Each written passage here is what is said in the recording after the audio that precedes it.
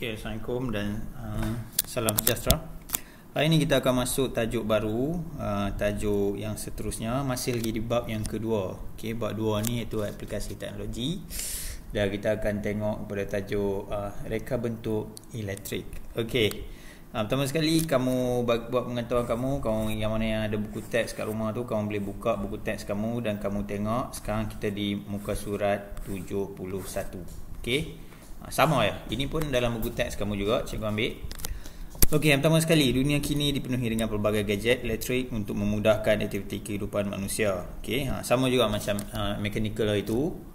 Tujuan dia apa? Elektrik, mechanical, semua reka bentuk yang kita belajar ni adalah untuk memudahkan kehidupan manusia. Okey, pelbagai reka bentuk gadget elektrik terdapat dalam pasaran untuk memenuhi keperluan dan kehendak manusia seiring perkembangan globalisasi. Okey, reka bentuk pula menarik dan mempunyai fungsi yang berteknologi tinggi. Okey, ini contoh dah.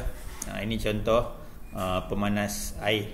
Okey, dan kamu tengoklah bagaimana dia menghubungkan kepada arus elektrik di dalam rumah kamu.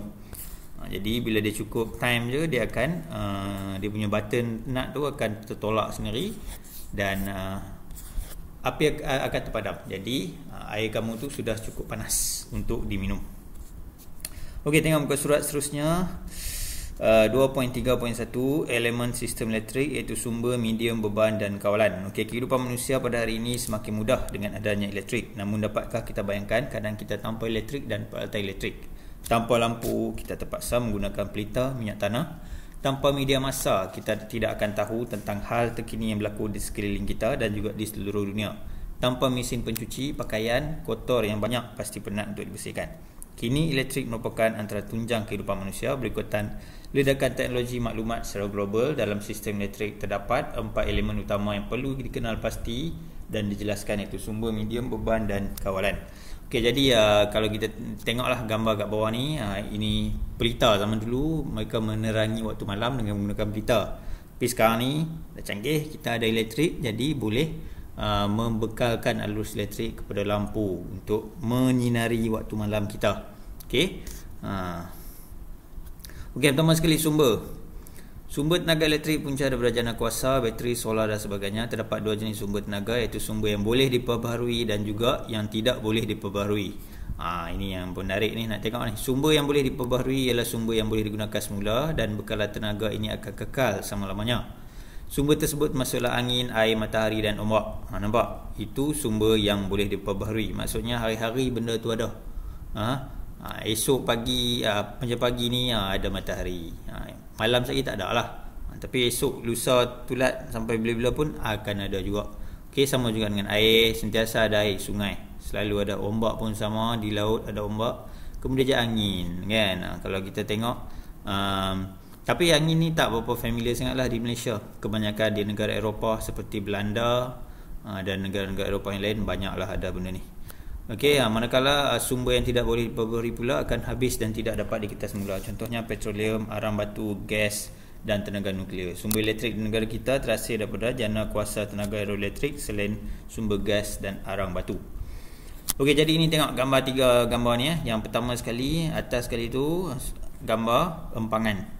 Okey, macam kita kat Penang ni, empangan kita ada di empangan di Mengkuang Dam, dan juga kita ada empangan yang terdapat di siapa tahu yang di dekat laluan Teluk Bahang tu. Itu pun ada juga empangan. Okey, kemudian yang gambaran yang kedua ni kamu tengok. Ini yang cikgu kita tadi lah, sumber angin. Okey. Dia menggunakan angin dan memutarkan kipas tu. Jadi bila kipas tu berputar secara tak langsung, dia akan menukar tenaga lah. Angin tu dia akan menghasilkan tenaga, memberi kepada untuk persekitaran di kawasan situ. Okey, dan yang ketiga itu adalah gambar rajah solar. Okey, solar atau tenaga matahari. Dia mendapat sumber dia daripada matahari. Jadi inilah 3 benda tenaga sumber yang boleh diperbaharui. Okey, jelas semua sekali?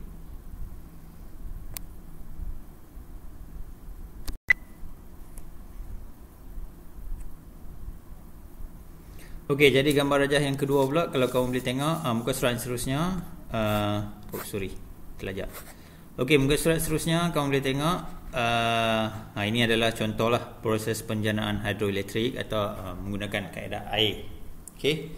Kamu baca yang merentas kurikulum tu, di Malaysia terdapat beberapa buah empangan hidroelektrik. Pembinaan empangan ini dipengaruhi oleh faktor keadaan bentuk muka bumi, tanah tinggi di Malaysia serta bekalan hujan lebat yang diterima yang membekalkan air yang banyak dan deras sepanjang tahun. Contoh stesen janakuasa hidroelektrik yang terdapat di negara kita termasuklah empangan Kenyir di Terengganu, empangan Temenggur di Perak, empangan Pergau di Kelantan dan empangan Bakun di Sarawak. Okey, itu apa yang terdapat dalam buku. Okey, B yang kedua, medium. Medium ialah perantara antara sumber dengan beban. Medium berfungsi untuk mengalirkan arus elektrik. Medium terbahagi pada dua jenis, iaitu medium yang berwayar dan medium tanpa wayar. Kamu boleh tengoklah tepi tu ada gambar kipas dan juga handphone. Okey, kipas tu dia menggunakan wayar untuk menghubungkan dengan plug soket elektrik pada dalam rumah kamu tu. Okey, manakala yang tanpa wayar ni, kamu tengok handphone tu dia mengecas tanpa menggunakan wayar. Okey, hanya letakkan saja pada tempat pengecasan tanpa wire dia tu, wireless tu, kemudian dia akan charge dengan sendirinya. Itu adalah teknologi lah. Dia ada dua jenis, berwire dan juga tanpa wire. Okey, yang ketiga, C, beban. Beban adalah sebarang peralatan elektrik yang disambungkan pada litar elektrik untuk membolehkannya berfungsi dan beroperasi. Beban akan menghasilkan kesan seperti kesan cahaya daripada mentol, putaran kipas daripada motor elektrik dan bunyi daripada pembesar suara.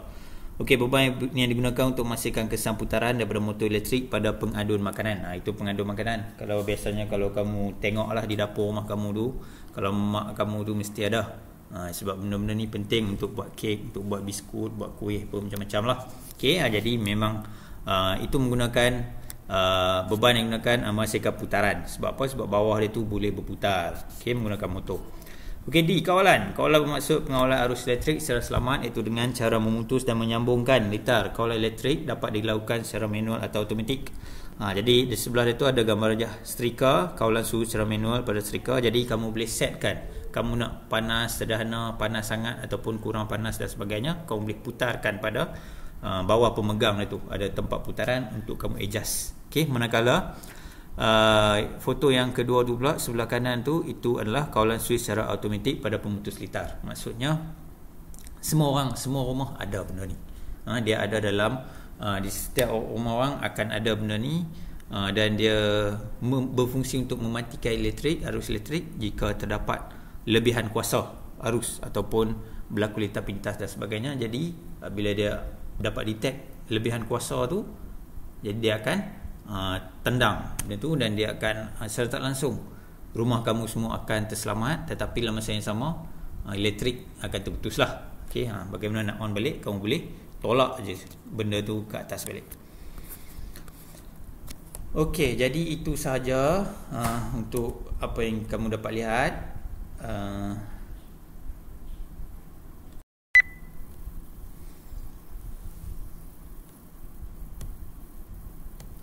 Okey, baik. Untuk minggu ni, untuk hari ni lah cikgu tengok.